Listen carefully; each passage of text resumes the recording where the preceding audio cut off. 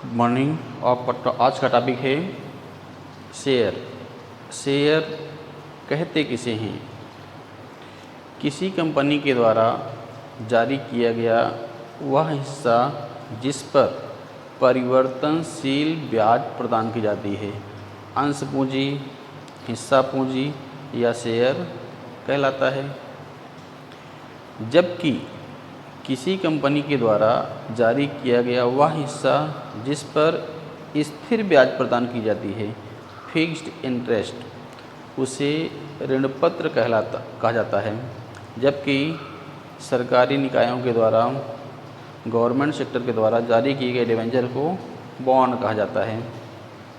अर्थव्यवस्था में जहां पर शेयर की खरीद बिक्री संपन्न होती है उसे पूंजी बाजार कहते हैं, कैपिटल मार्केट। पूंजी बाजार को नियंत्रित करने वाली सर्वोच्च संस्था है सेबी। सेबी का फुल फॉर्म है stock exchange board of India. SEBI की स्थापना 1988 में हुई थी, जबकि इसे कानूनी मान्यता 1992 में प्रदान की गई। सेबी के जो वर्तमान अध्यक्ष हैं वो अजय त्यागी जी हैं। अब देखते हैं दूसरे पहलू पर, जहां पर अल्पकालिक ऋणों का आदान प्रदान संपन्न होता है उसे मुद्रा बाजार कहते हैं। मुद्रा बाजार को नियंत्रित करने वाली संस्था आरबीआई है। जबकि वह स्थान जहां पर सरकारी प्रतिभूतियों की खरीद बिक्री संपन्न होती है उसे गिल्ड एज्ड बाजार कहते हैं। अब वह बाजार जहां पर मांग की तुलना में पूर्ति अधिक रहती है, यानी जितनी डिमांड है उससे ज़्यादा सप्लाई है, तो उसे कहेंगे क्रेता बाजार, यानी खरीदारों का बाजार। जबकि वह बाजार जहां पर मांग की तुलना में पूर्ति कम रहती है उसे कहते हैं विक्रेता बाजार। अब बाजार के ये स्वरूप हो गए। अब हम देखते हैं शेयर समता अंश। शेयर जिस रूप में जारी होता है उसे कहते हैं समता अंश।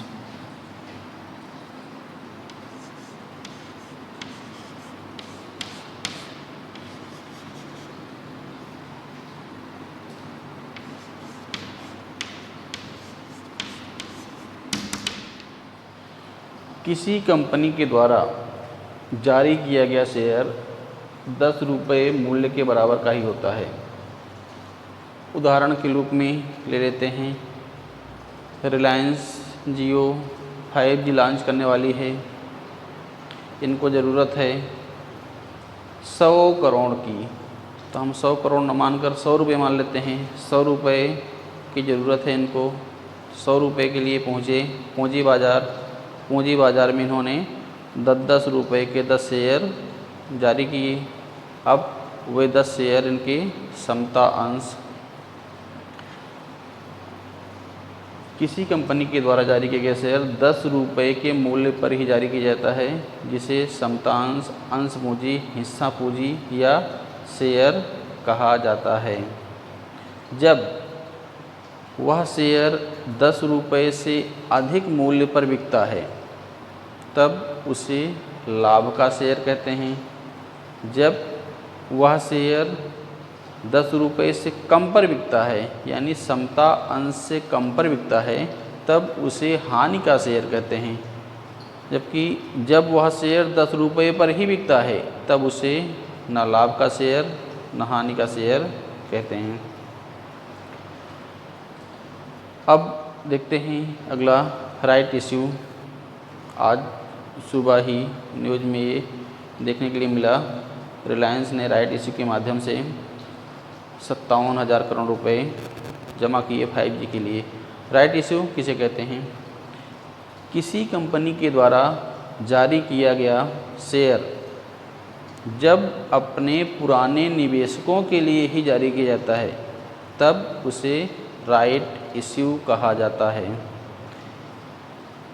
फिर से, जब किसी कंपनी के द्वारा जारी किया गया शेयर अपने पुराने निवेशकों के लिए ही जारी किया जाता है तो उसे राइट इश्यू कहा जाता है। अब इसके अगले पहलू पर आते हैं।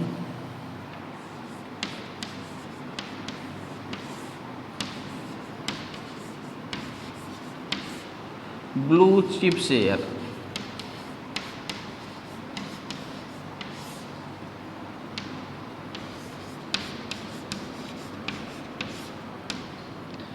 ब्लू चिप शेयर अर्थव्यवस्था में निरंतर लाभ अर्जित करने वाली कंपनियों के द्वारा जारी किए गए शेयर को ब्लू चिप शेयर कहा जाता है। अर्थव्यवस्था के पूंजी बाजार में दो बेहद चर्चित शब्द हैं। पहला तेजड़िया, दूसरा मंदड़िया। तेजड़िया किसे कहते हैं, मंदड़िया किसे कहते हैं? अर्थव्यवस्था में शेयर की कीमतों में तेज़ी का अनुमान लगाते हुए जो व्यक्ति शेयर खरीदना प्रारंभ कर देता है उसे पूंजी बाजार की शब्दावली में तेजड़िया कहते हैं। जबकि पूंजी बाजार में क्रियाशील वह व्यक्ति जो शेयर की कीमतों में मंदी का अनुमान लगाते हुए शेयर बेचना प्रारंभ कर देता है, शेयर बाजार की शब्दावली में उसे मंदड़िया कहते हैं। तेजड़िया और मंदड़िया।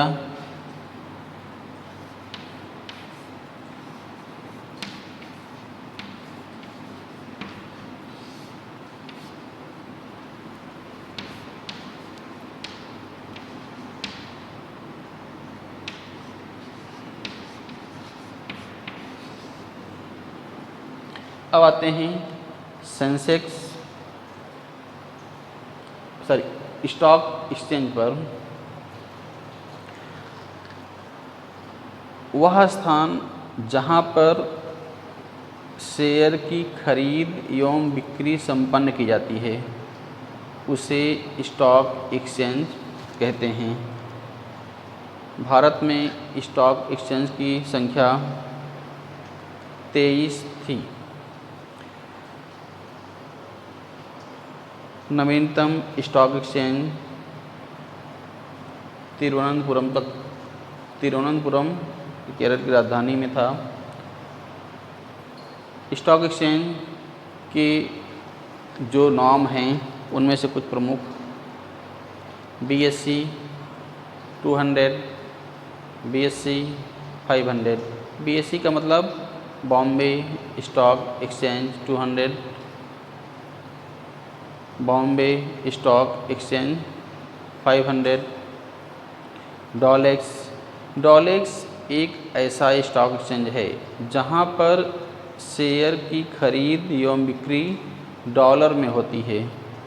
अब डॉलर में क्यों होती है इसे हम किसी अलग वीडियो में चर्चा करेंगे। S&P, CNX, निफ्टी 50 ये सब बॉम्बे स्टॉक एक्सचेंज के नाम हैं।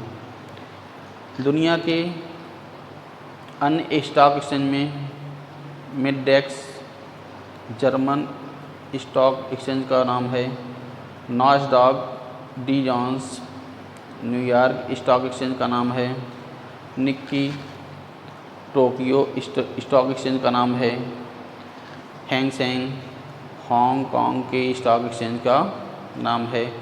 इनमें से कुछ को लिख देते हैं।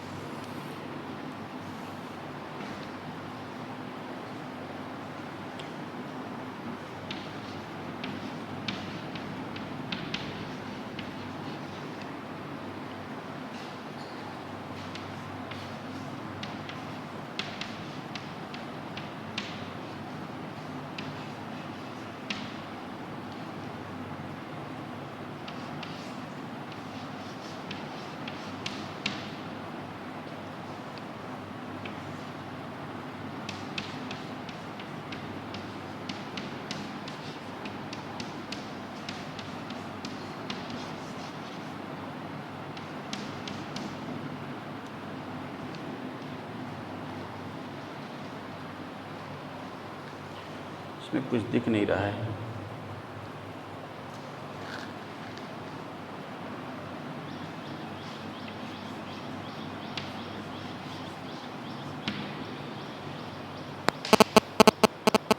अब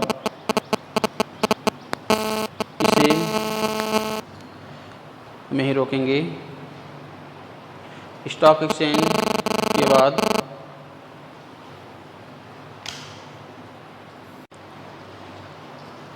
अगला है सेंसेक्स या संवेदी सूचकांक। सेंसेक्स को अर्थव्यवस्था का बैरोमीटर भी कहा जाता है। शेयर की कीमतों में होने वाले परिवर्तन को प्रदर्शित करने के लिए जिस पैमाने का प्रयोग किया जाता है उसे सेंसेक्स या संवेदी सूचकांक कहा जाता है। सेंसेक्स को अर्थव्यवस्था की 30 प्रमुख कंपनियों के शेयर की कीमतों को शामिल करके सेंसेक्स का निर्माण किया गया था। इसके लिए आधार वर्ष 1978-79 को माना गया था। बस इसी के साथ टॉपिक पूरा हुआ। इसमें से जो पहलू छूटे हुए हैं उसे हम आगे डिस्कस करेंगे। धन्यवाद।